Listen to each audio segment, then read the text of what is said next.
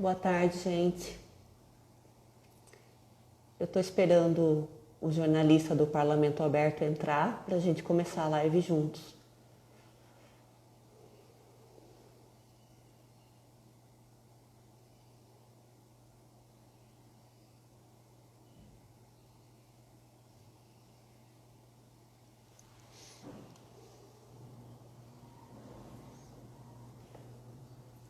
Estamos aqui, expediente na Delegacia da Mulher, trabalhando normal durante essa pandemia.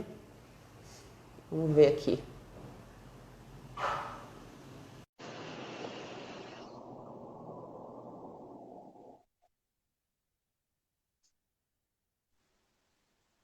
Olá, tudo bem? Olá, bem, e você? Tudo bem. Bom, pessoal que está acompanhando aqui a live, né, do perfil da delegada Olívia Fonseca e também pelo perfil do Parlamento Aberto, né? Essa aqui é uma live que a gente costuma fazer no Parlamento Aberto todos os dias, às 5 horas da tarde. Mas hoje, por uma questão aí de problemas técnicos que tivemos ou limitações técnicas, enfim, a gente acabou fazendo diferente. Normalmente é o Parlamento Aberto que chama a live. Hoje, a nossa convidada que chamou a live, então a gente entra na live. Você que está chegando aqui, peço para que também siga o nosso perfil do Parlamento Aberto aqui no Instagram. A gente coloca informações sobre a Câmara de Vereadores. O Parlamento Aberto é um trabalho desenvolvido dentro da Câmara de Vereadores de Piracicaba para desenvolver a questão da transparência pública, do acesso aos dados públicos e também da participação popular e da educação para a cidadania. Então, sejam todos bem-vindos. Primeiramente, gostaria de agradecer a delegada adjunta Olívia Fonseca. Muito obrigado por nos atender. A gente sabe que é um tempo difícil, é um tempo muito árduo para quem está à frente de um órgão tão importante do poder público, que é a Delegacia de Defesa da Mulher. Então, primeiramente, eu gostaria de agradecer a atenção de nos receber nessa tarde. Eu agradeço o convite. Eu acho importante esse trabalho que vocês vêm fazendo, né? Procurando esclarecer assuntos ligados à pandemia. Eu já peço desculpa pela internet, que eu estou na delegacia, né? Pode ser que trave às vezes ou até possa cair, porque são muitos computadores conectados, mas vamos tentar.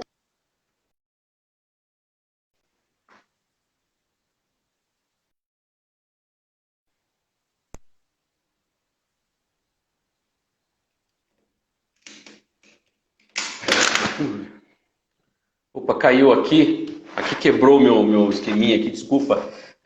Desculpa, tá cortando um pouco a ligação. Deixa eu ver aqui como eu faço para...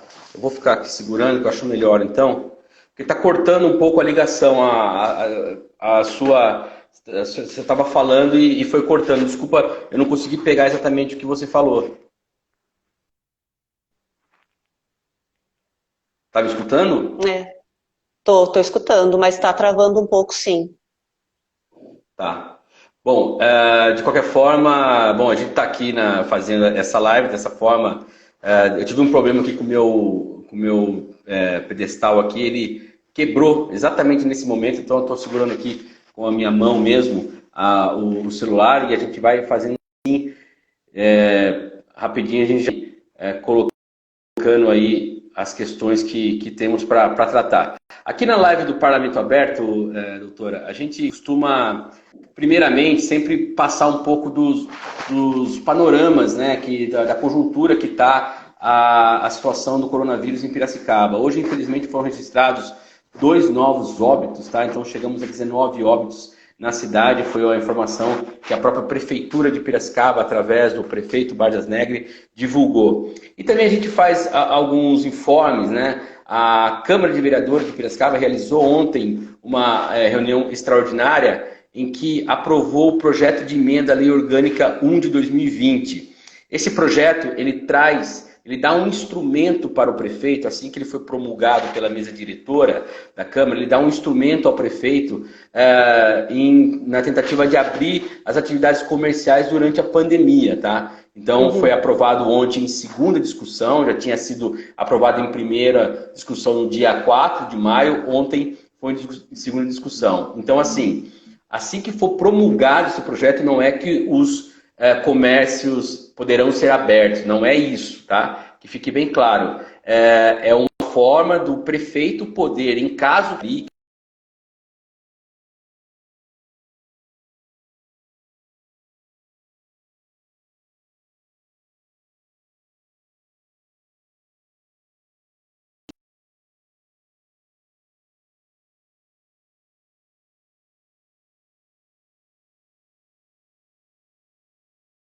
é o grupo, a Procuradoria Especial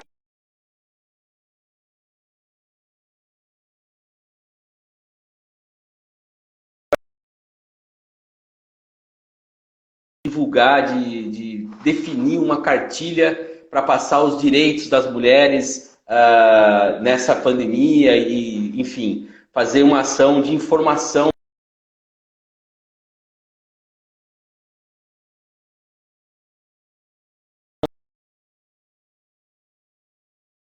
cresceu durante essa quarentena em países onde foi instituído o isolamento social, né?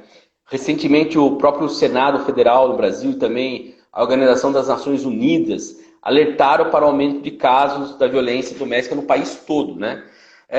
Dá para dizer se existem alguns indícios que em Piracicaba tenha ocorrido isso também, doutora? Olha, é complicado ainda a gente dar qualquer estatística do estado de São Paulo, porque não foi divulgado nada ainda pela Secretaria de Segurança. O que a gente observa em contrapartida é uma diminuição dos registros presenciais, né? Até por causa da pandemia. As pessoas têm dificuldade de sair de casa e as mulheres têm dificuldade de denunciar seus agressores porque estão convivendo com eles 24 horas por dia, né? Mas realmente vários estudos, Fórum Brasileiro de Segurança Pública, o Ministério Público do Estado de São Paulo já fez alguns levantamentos que tem esse aumento de violência doméstica. Em Piracicaba, a gente ainda não tem nenhuma estatística oficial da Secretaria de Segurança.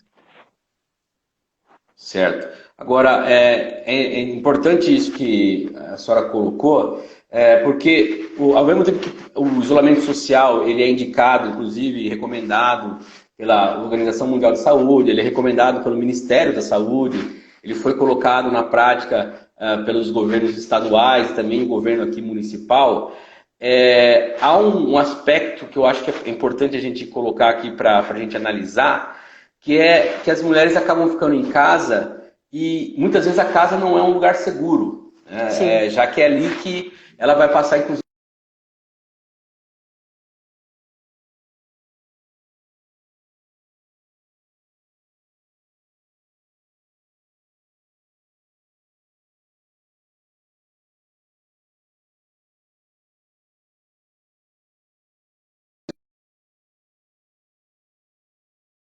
dos próximos, né, dos próximos dias que virão aí.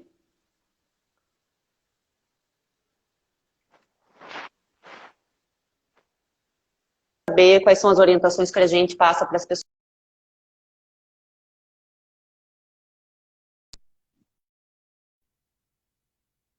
Está cortando bastante, né? Eu vou mudar de sala para ver se melhora um pouco, tá?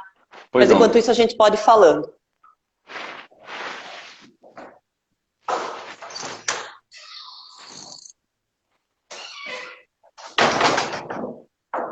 Vamos ver se melhora um pouco a conexão. Eu vou ficar mais perto do roteador aqui da delegacia.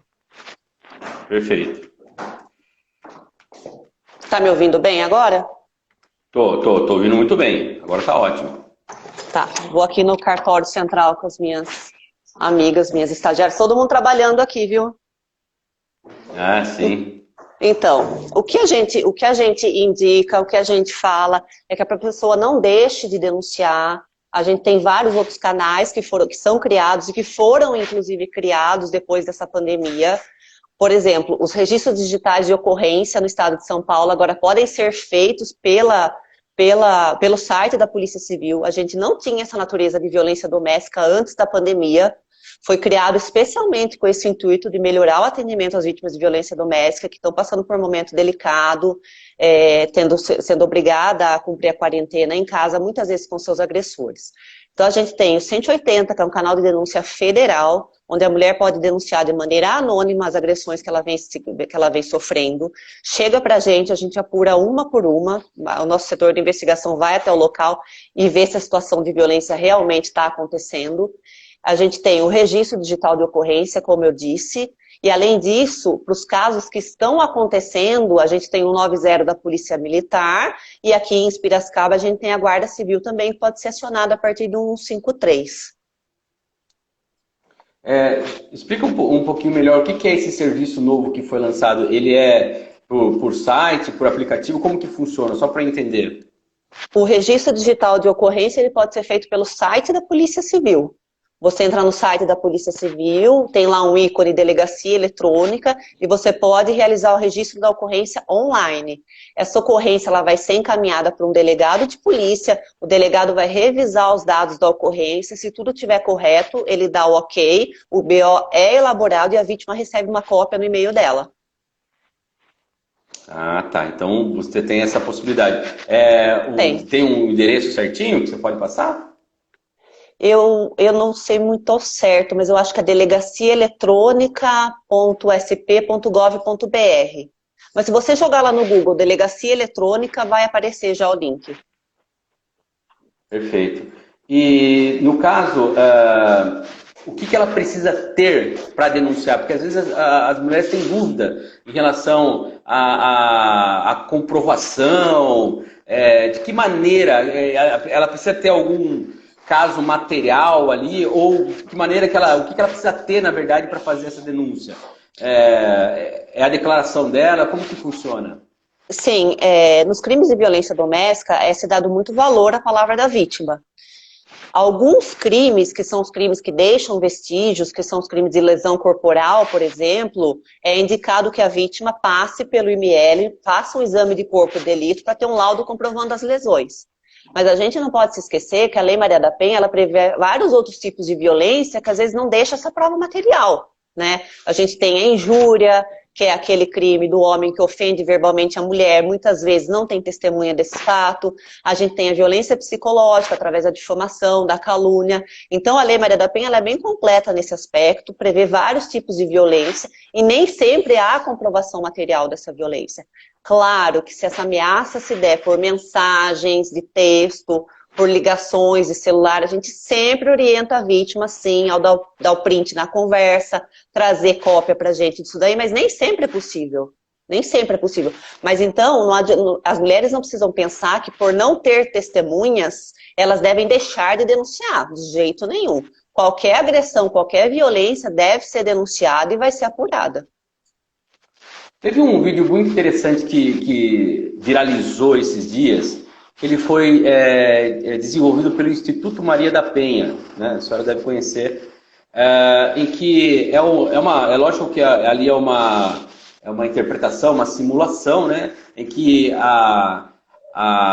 estão simulando uma reunião de uma empresa, aí tem uma moça que chega meio atrasada, toda maquiada, aí perguntam, nossa, você se maquiou? Aí nisso o agressor dela, um namorado, né, um companheiro dela está atrás, existe todo aquele clima tenso, né?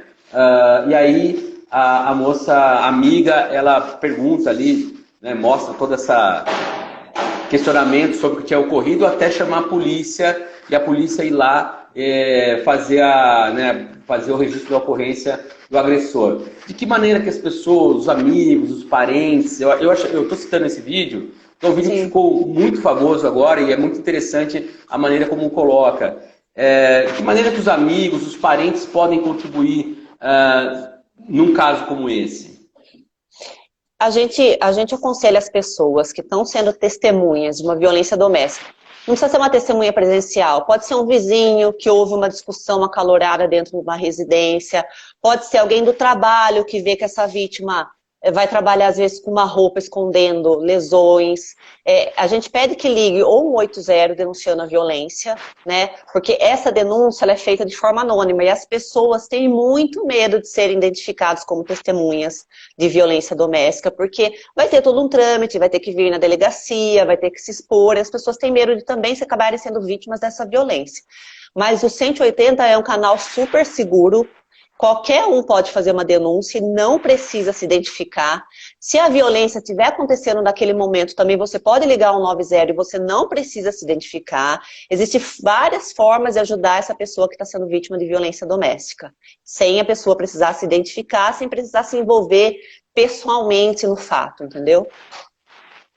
Então, no caso, o canal mais aconselhável seria o 180 mesmo, que é esse número na verdade, que é possível. O 180 a gente orienta que é aquele caso daquela violência que já aconteceu.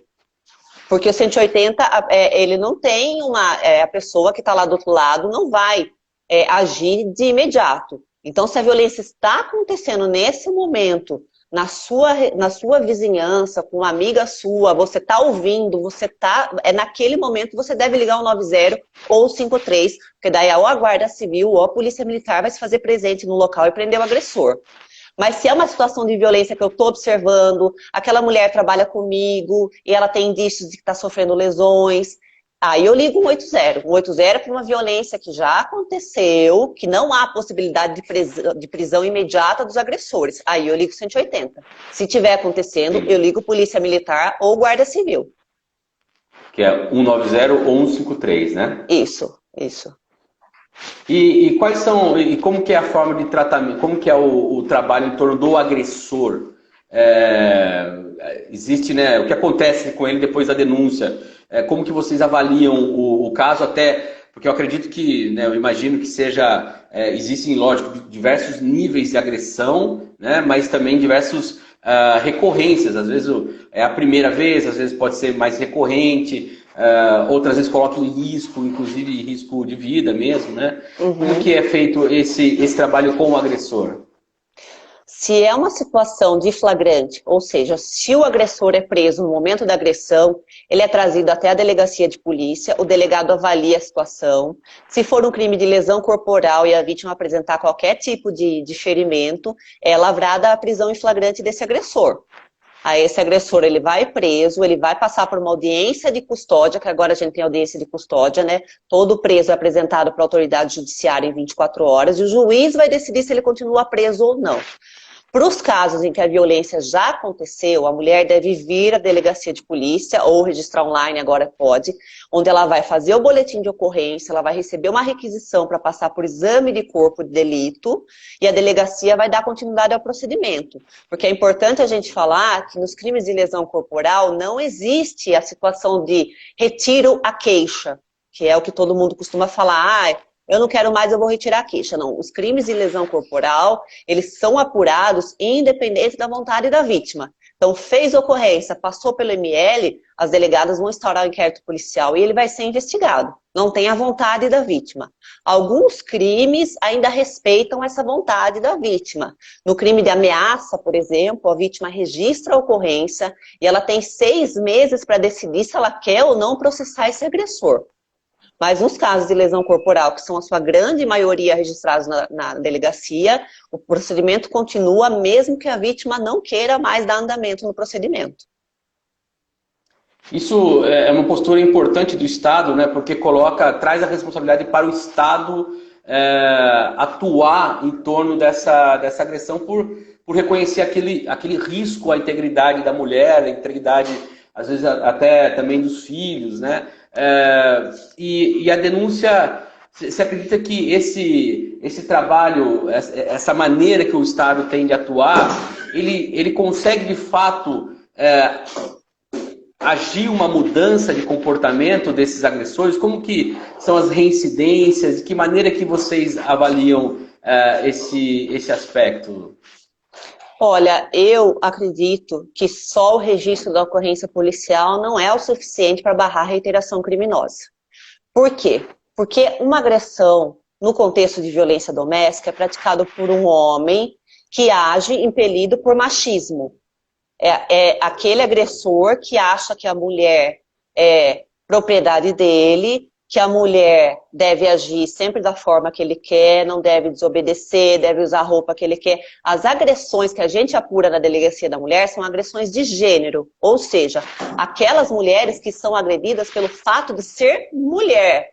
Ou porque o agressor não gostou da roupa que ela está usando, ou porque já vi casos do agressor bater na mulher porque a janta não estava pronta. Então são aquelas condições que a mulher apanha por ser mulher. E essas situações são motivadas pelo machismo. Lei não muda a cultura social. Lei não muda machismo. É por isso que eu sempre falo que a delegacia da mulher ela não trabalha sozinha.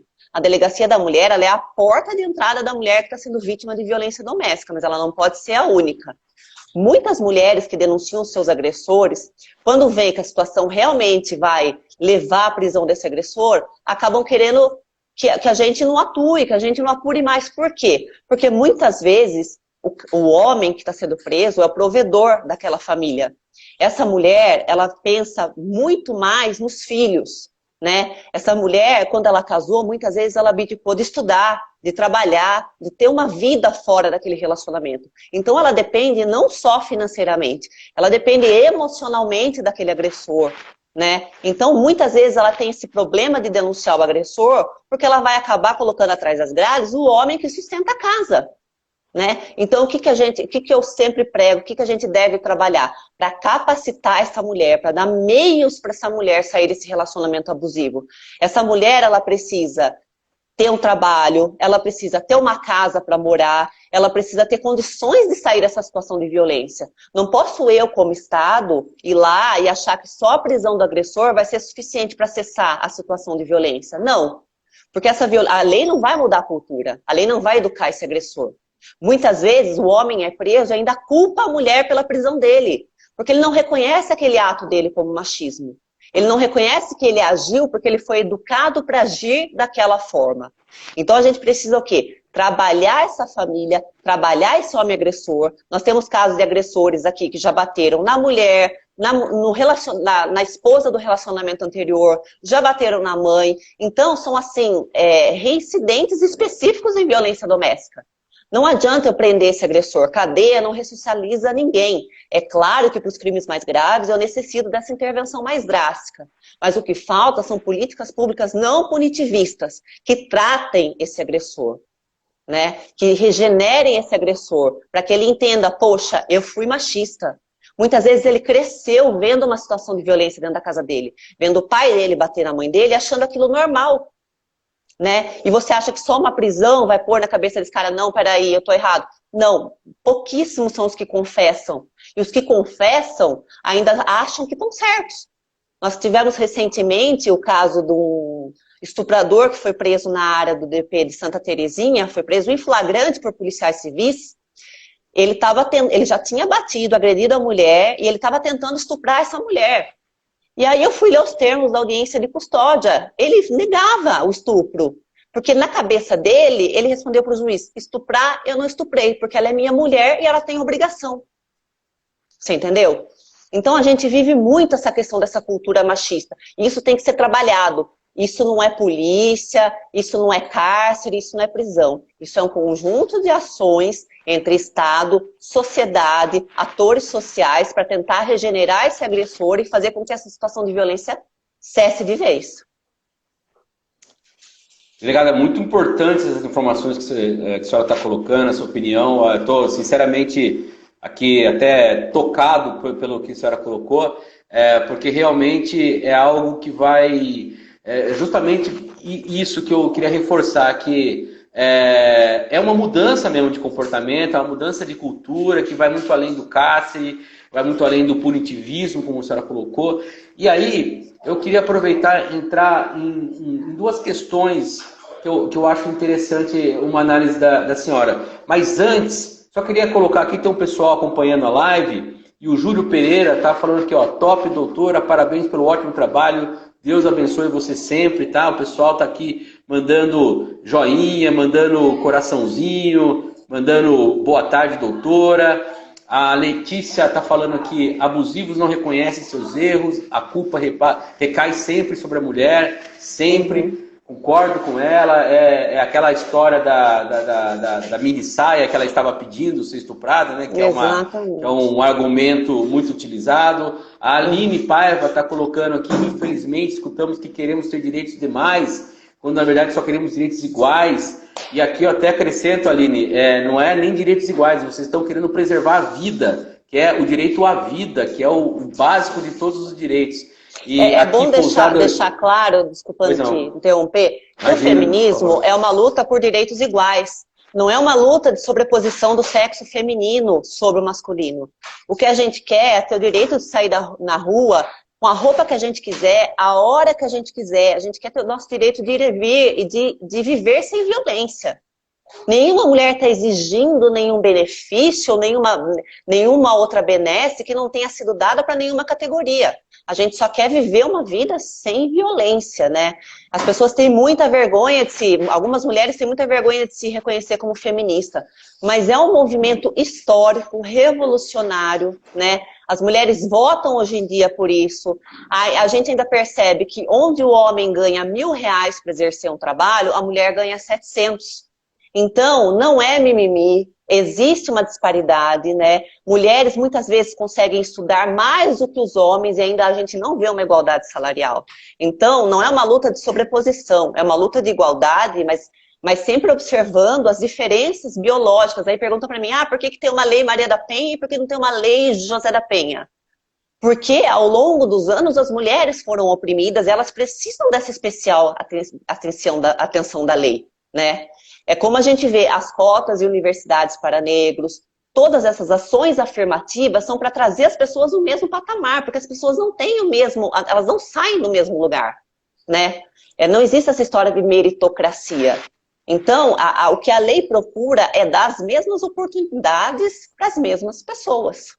É isso. E vamos também lembrar, já que a senhora citou, eu acho importante, a Lei Maria da Penha é uma conquista do movimento feminista, assim como o voto é uma conquista, assim como recentemente algumas leis, assim, imaginável até anos 90, até anos 2000 e pouco, da obrigação da mulher enquanto esposa, são coisas absurdas que a gente ainda convive culturalmente, que embora as leis tenham sido revogadas, culturalmente a dinâmica da sociedade ainda aceita isso daí. A Raquel Soares, que inclusive, eu quero fazer uma referência aqui específica, a Raquel Soares, ela é nossa estagiária na Câmara, ela que fez o contato com você. E ela fez toda essa pauta que eu estou apresentando, foi uma produção dela, e aqui Parabéns. Queria agradecer a ela porque foi uma pauta muito bem feita e que mostra a necessidade desse tema. E aí eu queria colocar dois assuntos que eu tinha citado ali.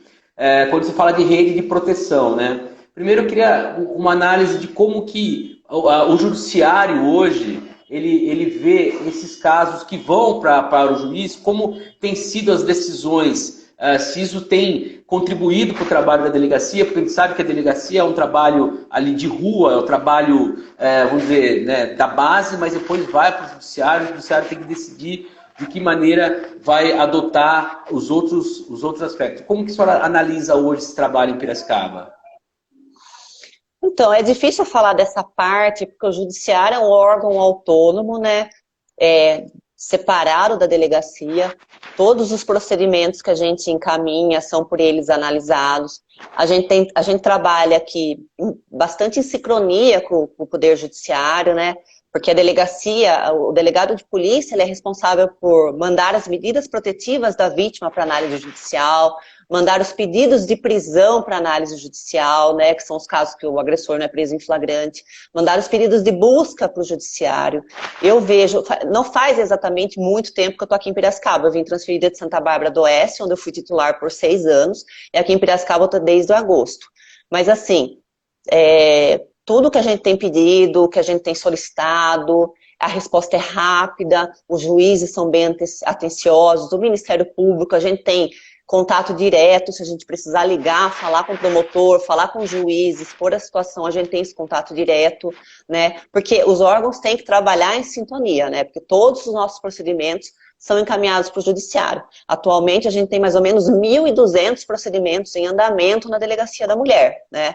Ainda bem que aqui a gente trabalha em 2 delegadas, então a gente divide o serviço. A minha titular é a doutora Mona Lisa, né? Ela que responde pela titularidade da delegacia. Eu sou adjunta, né? Eu auxilio ela no trabalho. Mas essa parceria tem dado muito certo. E eu vejo, assim, que o Judiciário de Piracicaba, ele tem uma pronta resposta para todas as nossas solicitações. O certo ainda seria ter uma vara específica para violência doméstica, que a gente não tem, né? Então, nossos procedimentos, eles caem como se fosse na justiça comum, e isso causa uma certa demora. Mas eu também não imputo essa demora ao Poder Judiciário, né? Você criar uma vara específica de violência doméstica demanda a contratação de juízes, a instalação do fórum, não é uma questão tão simples. Mas eu também sei que é uma demanda dos políticos, das pessoas que atuam aqui em Piracicaba, a criação dessa vara de violência doméstica. Quando se criar essa vara, pode ser que a gente consiga um trabalho mais ágil. Mas mesmo essa forma de trabalhar, a gente não deixa nenhum caso urgente para ser tratado depois. Essa semana mesmo nós cumprimos mandados de prisão preventiva, mandados de busca e apreensão. Estamos trabalhando normalmente na pandemia, não fechamos a delegacia nem um dia, nosso atendimento não para nem no horário de almoço. E a gente continua trabalhando e sempre trabalhando em sincronia com o Judiciário e com o Ministério Público. Perfeito. E falando de uma outra ponta dessa rede de proteção, aí eu gostaria de uma análise em relação à prefeitura, porque a prefeitura também atua de diversas maneiras. Primeiro com assistência social, pensando ali na Secretaria Municipal de Assistência Social, que tem diversos programas para atender, inclusive, e depois tem a Guarda Civil também, que faz todo a questão do distanciamento ali dos agressores, que é o que é previsto. Ela que coloca em prática a Lei Maria da Penha, né? Então eu queria que analisasse como que está, antes da Guarda Civil, primeiro a questão de atendimento social, assistência social. Como que a gente pode analisar os programas que tem e de que maneira que eles auxiliam justamente nisso que a senhora colocou, que é a mudança de cultura? Todas as vítimas que são atendidas na delegacia são encaminhadas para esse atendimento social na prefeitura, que é feito por TECAs, por assistentes, a gente tem a rede de atendimento da saúde também, são todos os órgãos municipais que atendem a mulher vítima de violência doméstica, né? Até quem participa mais dessas reuniões com a rede de atendimento é a Mona Lisa, mas eu estou a par, que a gente estava criando, eu participei de alguma dessas reuniões, um protocolo único de atendimento, que vai virar uma cartilha, né? Quando a pessoa sofrer, a mulher sofrer a violência doméstica, ela vai ter acesso a essa cartilha e vai saber exatamente que órgão procurar, quando procurar, como procurar, onde fica localizado, né? Eu coloquei para elas também a questão que a gente tem muitas vítimas que deixam de ir ao IML, porque não tem direito dinheiro para pagar o passe de ônibus, por exemplo, né? É o que está acontecendo muito agora na pandemia também, a gente chama as pessoas para ser ouvida na delegacia, elas não têm dinheiro para pagar o passe para vir até a delegacia. Essa é uma outra questão que a gente está discutindo, né? Para ver se a gente consegue uma cota de transporte público para essas mulheres que são vítimas de violência e precisam, porque o certo seria a gente ter um órgão onde todo esse atendimento é feito, como é o caso da Casa da Mulher Brasileira, que é um projeto piloto em algumas capitais. Quando a mulher registra a ocorrência, ela já tem acesso a todos esses órgãos no mesmo prédio.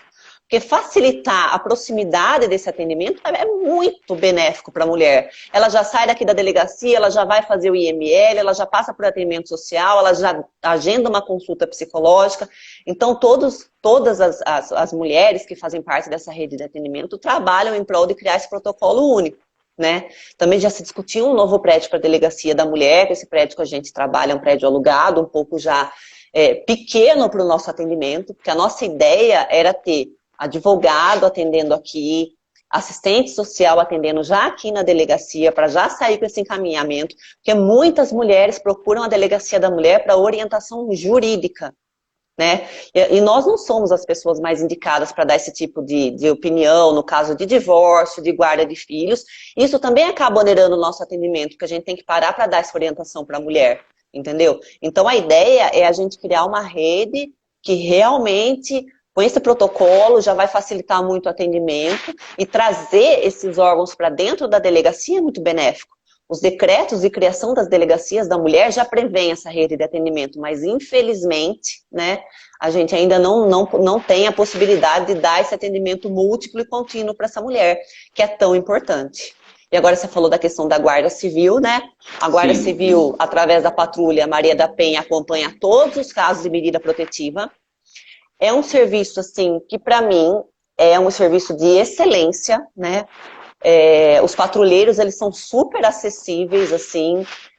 Às vezes a gente precisa deles para simplesmente ir até a casa da mulher, para retirar os pertences, um trabalho que seria da Polícia Civil, eles ajudam a gente, porque a gente não tem também uma estrutura tão grande assim para dar todo esse apoio. Você liga, eles vão atrás da mulher, eles fiscalizam essas medidas protetivas, eles estão feito muitas prisões em flagrantes por descumprimento de medida protetiva, né? Então, é um trabalho que realmente, assim, funciona em Piracicaba e dá bastante resultado. Porque não adianta só você impor a medida protetiva se você não fiscaliza depois o cumprimento, né? E essa lei que permitiu a prisão em flagrante dos agressores em descumprimento de medida protetiva, ela é recente, né? Até pouco tempo atrás, o agressor descumpria a medida protetiva e a gente tinha que representar pela prisão do agressor. Agora não. Agora ele pode ser preso em flagrante e a gente não pode nem arbitrar fiança. Esse descumpridor da medida protetiva, ele vai ser preso e vai passar por audiência de custódia. Então, assim, sem essa ajuda da guarda, sem esse projeto Patrulha Maria da Penha, eu tenho certeza que o trabalho em Piracicaba não ia ser tão bem feito. Assim, eu tenho que dar parabéns para a guarda municipal, e os patrulheiros são muito treinados nessa questão de atender mulheres vítimas de violência, né?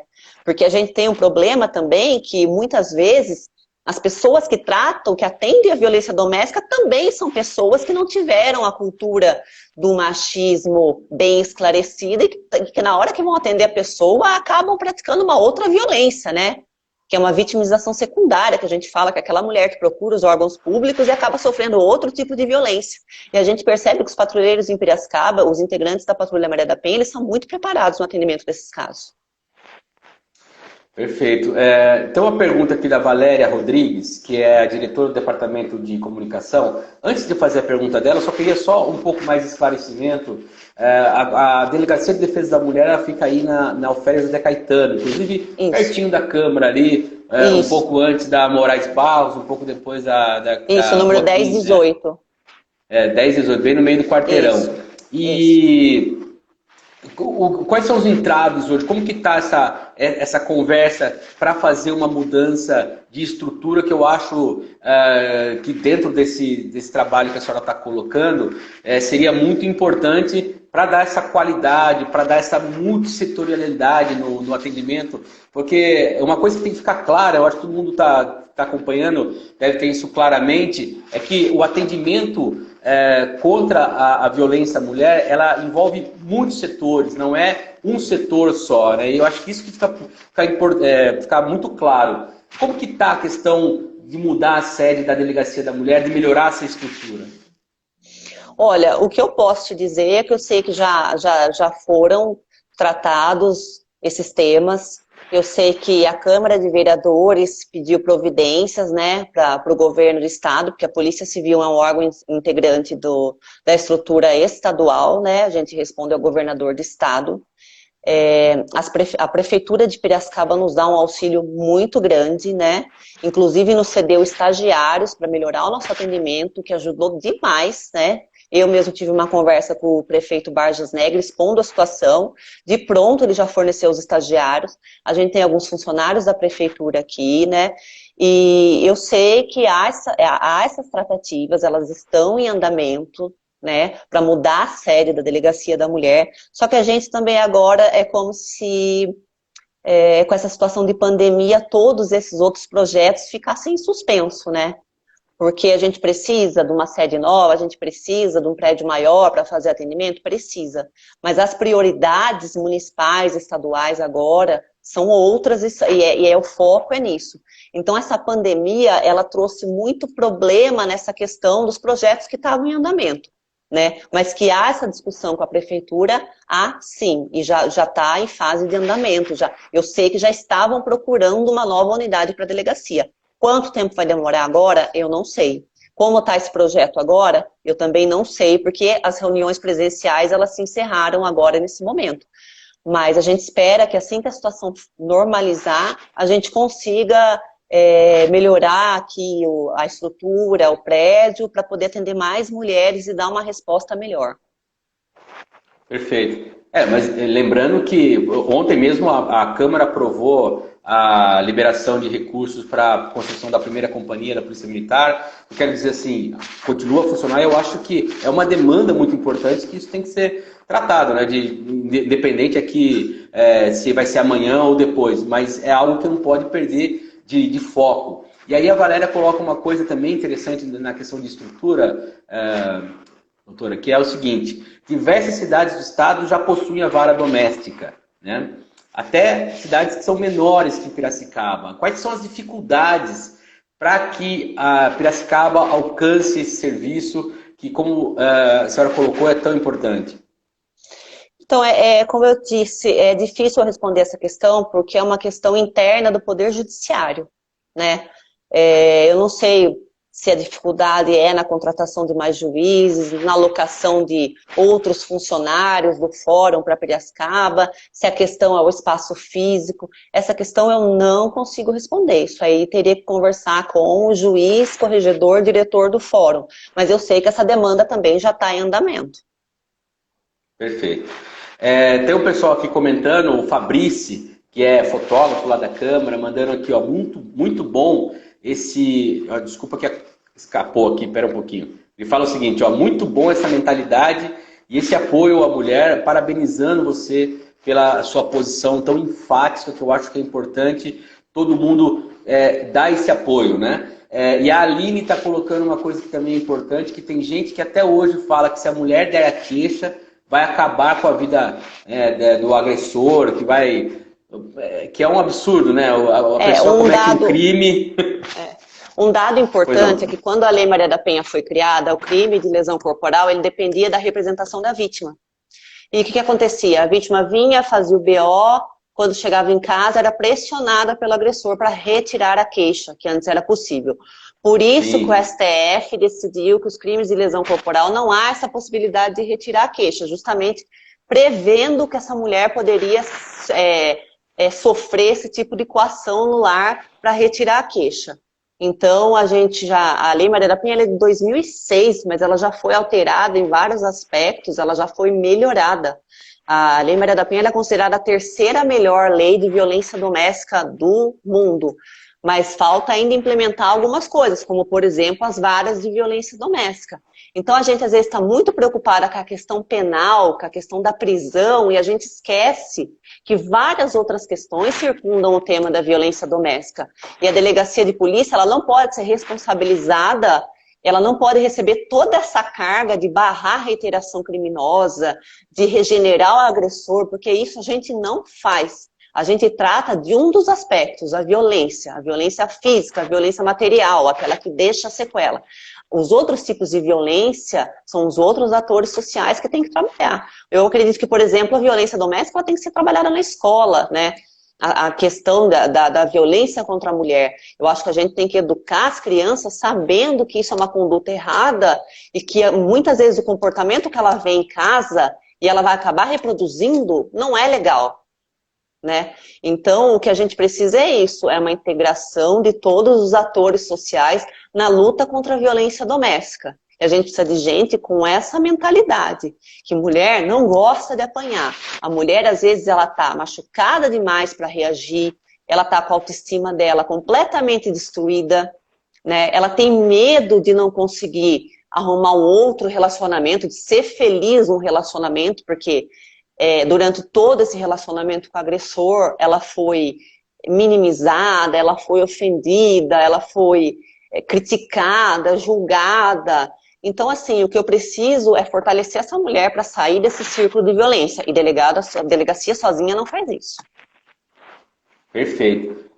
Eu acho interessante, então, trazer uma outra questão aqui na nossa conversa, que eu acho que gostaria de uma opinião também. Essa aqui nem estava na pauta exatamente, mas me surgiu agora. A Câmara tem o Fórum Permanente de Empreendedorismo Feminino. E eu acredito que isso é um aspecto muito importante, que é da independência financeira, né?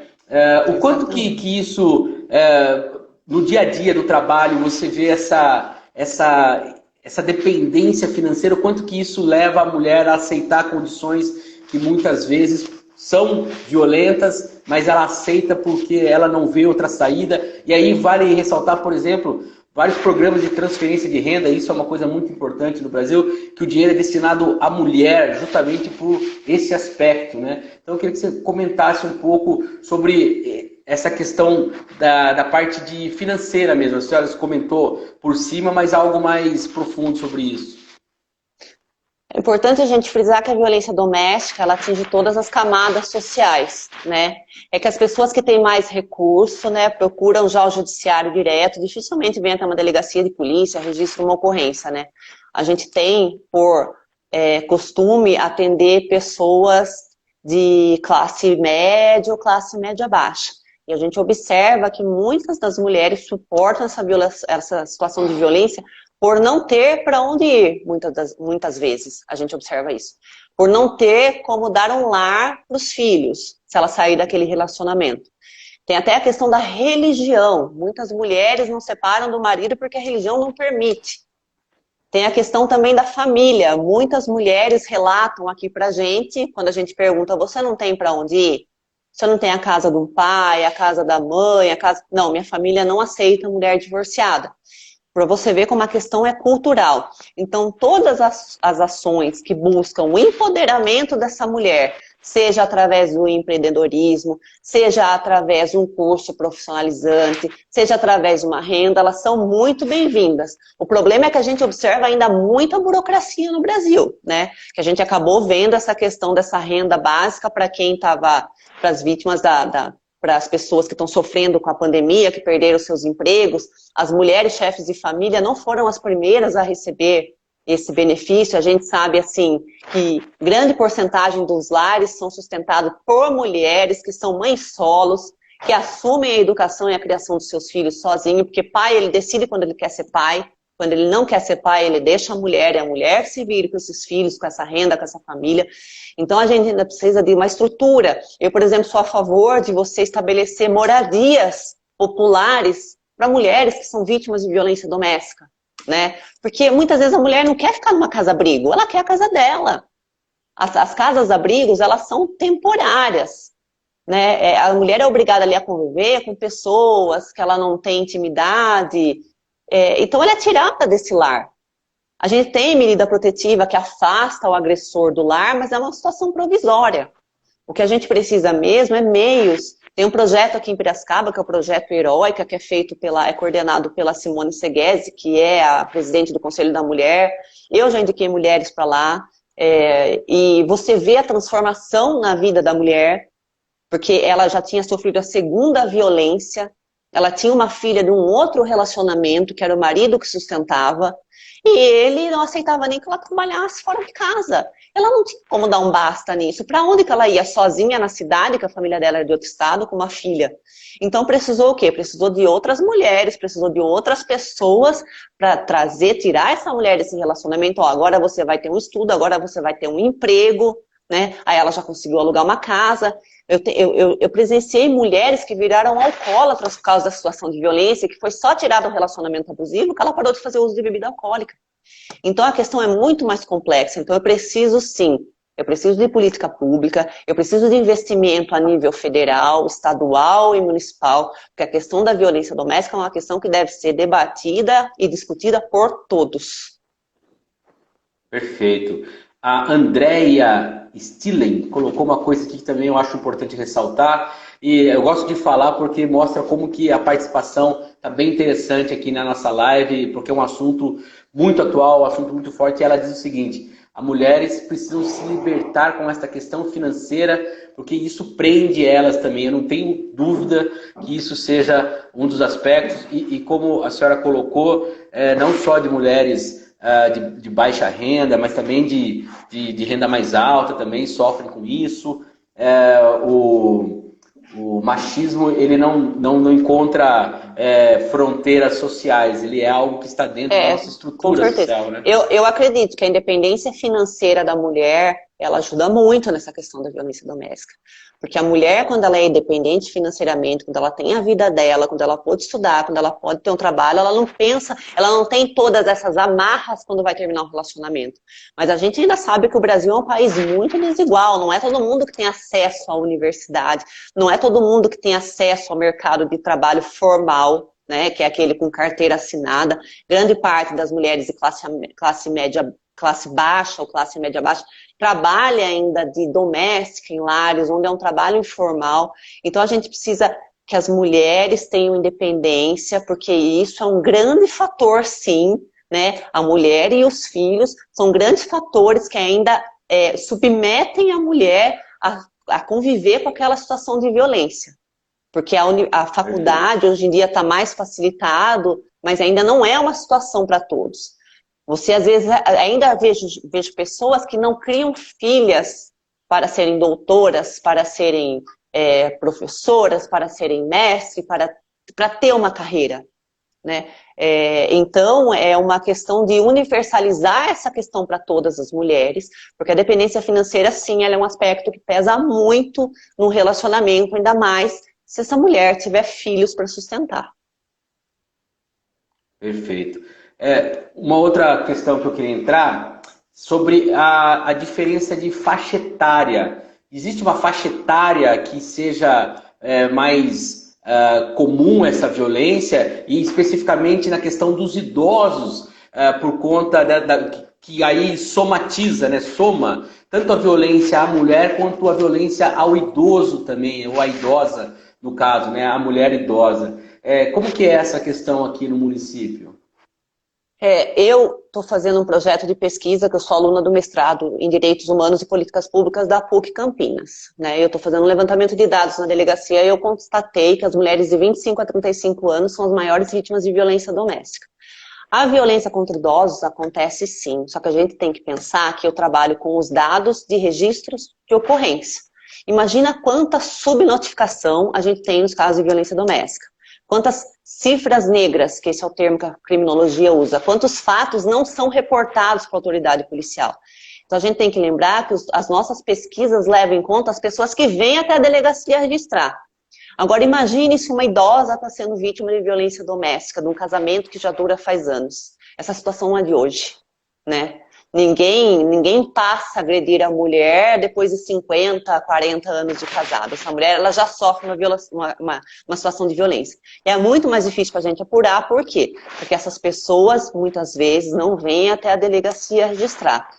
Mas o que eu analisei, por enquanto, né, meu trabalho é parcial ainda, são que as mulheres de 25 a 35 anos. Eu ainda vou levantar grau de escolaridade, região que mais acontece, mas o meu trabalho é todo focado em Piracicaba. Eu até pretendo, depois que eu finalizar esse trabalho, fazer uma entrega para a Câmara de Vereadores para que seja divulgado, porque é um trabalho oficial. Mas o que eu tenho apurado é que a mulher, nessa faixa de 25 a 35 anos, são as maiores vítimas de violência doméstica aqui em Piracicaba. Será um prazer receber esse estudo e desde já coloco o programa Parlamento Aberto à disposição para a gente fazer essa divulgação, fazer todo o trabalho em torno desse estudo, que com certeza vai ser muito importante para nortear, inclusive, as políticas públicas. Exatamente, para nortear políticas públicas para subsidiar os programas de violência doméstica, contra a violência doméstica na cidade. Perfeito. Nós estamos já com quase 54, 55 minutos de live, foi muito rápido, o assunto é muito bom.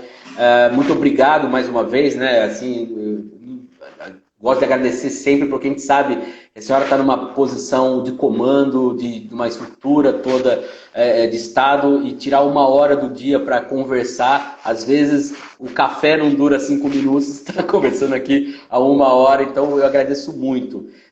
Só para lembrar, a hora que terminar a live, eu gostaria que só salvasse o vídeo para a gente não perder, porque esse vídeo aqui vai para o nosso canal do YouTube também, tá? E lá deixar. A gente mantém ele lá para poder ter esse acervo. Agora, uma pergunta que é um pouco mais assim do ponto de vista pessoal mesmo, que queria um relato seu sobre como é estar nessa posição, ser mulher, estar nessa posição de delegada, de de poder fazer essa diferença? Como que é, o que você sente isso enquanto cidadã, enquanto profissional, estando à frente da Delegacia da Mulher? Olha, a minha carreira na Polícia Civil, ela completa 10 anos esse ano, né? Fui escrivã de polícia antes, sou delegada de polícia há quase 8 anos, e em 7 eu trabalho em Delegacia da Mulher, né? A gente sempre observa, entre os policiais, a gente até fala que Delegacia da Mulher, ela costuma ser meio castigo, porque é uma delegacia bem pesada. Mas, pelo contrário, eu sempre pedi para trabalhar em Delegacia da Mulher, é a minha vocação, eu estudo as relações de gênero, eu gosto dessa parte, tanto que o meu projeto de mestrado é nessa área, né? Eu espero que mais mulheres estudem esse tema, mais mulheres que tenham consciência do direito. Eu agradeço a oportunidade de falar, porque eu acho que quanto mais a gente fala sobre o tema e a gente utiliza uma linguagem simples, mais pessoas a gente atende, a gente atinge, né? Então, para mim, assim, é um trabalho difícil, um trabalho marcante, porque a gente está lidando, eu costumo falar que delegacia de polícia, a gente está sempre tratando das dores e dos problemas dos outros, ninguém procura delegacia de polícia porque está se sentindo bem, porque está se sentindo feliz, né? Já tive a oportunidade de acompanhar alguns casos bem complicados e graves aqui em Piracicaba, os casos recentes de feminicídio eu tenho atendido. Então, assim, é um trabalho que a gente chega em casa, a gente fica pensando, né? É sempre uma forma de melhorar, de fazer mais. A gente trabalha com o que o Estado proporciona e nem sempre é o suficiente para atender, né? Então, os policiais, eles sempre acabam doando muito mais do seu tempo pessoal, né, para atender as pessoas e para escutar a história das pessoas. Principalmente as delegacias da mulher, que, como eu te disse, muitas vezes são procuradas por mulheres que só querem uma simples orientação jurídica. Você tem que ter muita serenidade, muita calma e, principalmente, não julgar as pessoas, porque você tem que fazer exercício da empatia, você tem que se colocar no lugar daquela pessoa. É muito fácil eu, Olívia, delegada de polícia, que pude estudar, pude me formar, prestei um concurso público, hoje estou numa posição de comando, criticar a vida de uma mulher que não teve as mesmas oportunidades que eu, que cresceu num ambiente hostil, que foi educada de maneira diferente. Então a gente tem que considerar que as pessoas têm vidas e vivências diferentes da nossa, né? Eu faço o meu trabalho, eu não julgo os motivos. Se a mulher vem e relata uma situação de violência, eu vejo que a lei cabível naquele caso é a Lei Maria da Penha, que eu tenho como ajudar através da lei, é a minha obrigação, é o meu trabalho atender. Eu não coloco julgamentos pessoais, eu não comparo a minha vida com a de ninguém, porque eu acho que cada pessoa é única e a gente tem que considerar isso quando a gente atende os casos de violência doméstica. Sabe que eu, ouvindo a senhora colocar, eu sinto que todo mundo que está acompanhando se sente seguro em saber que a senhora que está à frente da Delegacia da Mulher, por ter esse posicionamento, não tenho dúvida que todos aqui que sabem da importância desse assunto, sabem o quanto isso dói e o quanto é importante ter uma pessoa como a senhora à frente da delegacia. Então, para nós aqui no Parlamento Aberto, é um prazer enorme falar com a senhora e poder levar esses assuntos. Aproveito aqui para colocar alguns comentários. A Letícia Castro, que inclusive é lá de Santa Bárbara, ela fala que o assunto é muito pertinente, parabéns. A Aline Paiva novamente coloca a questão aqui que muita gente, infelizmente, muita gente ainda considera apenas a agressão física como violência e ignora outros tipos de violência, como a violência psicológica. E aqui eu já deixo uma sugestão de pauta para nós tratarmos sobre a violência psicológica aqui, que é muito importante. A Flávia Dias Aguiar, que é a minha esposa, inclusive, ela manda parabéns, doutora, e agradece por ajudar todas as mulheres. Também o Sérgio Rocha, Meu Mundo Colorido aqui, que é um perfil, também está parabenizando, e todo mundo falando, mandando força para que você tenha saúde e possa enfrentar todos esses desafios que são colocados pela Delegacia da Mulher. Lembrando, doutora, que nossa live amanhã vai ter uma matéria feita pela Raquel, lá no site da Câmara de Vereadores de Piracicaba. Tá? Também vamos divulgar o nosso perfil do Instagram, que é o Parlamento _Aberto, e também no nosso canal do YouTube, que é Comunicação Câmara de Vereadores de Piracicaba. Eu queria mais uma vez agradecê-la pelas informações, pela atenção, e estou aqui à disposição em que a gente puder ajudar, viu? Não, eu que agradeço, só queria finalizar que a Delegacia da Mulher segue atendendo durante a pandemia, não fechamos em nenhum momento. Nosso atendimento é na rua Alferes José Caetano, 1018. A gente atende das 8 da manhã às 18 horas da tarde. Você pode vir fazer o BO, representar, pedir a medida protetiva, estamos atendendo normalmente. Ou utilizar também os canais digitais, só não deixe de denunciar, não deixe de registrar. Procure uma Delegacia da Mulher, procure um atendimento, porque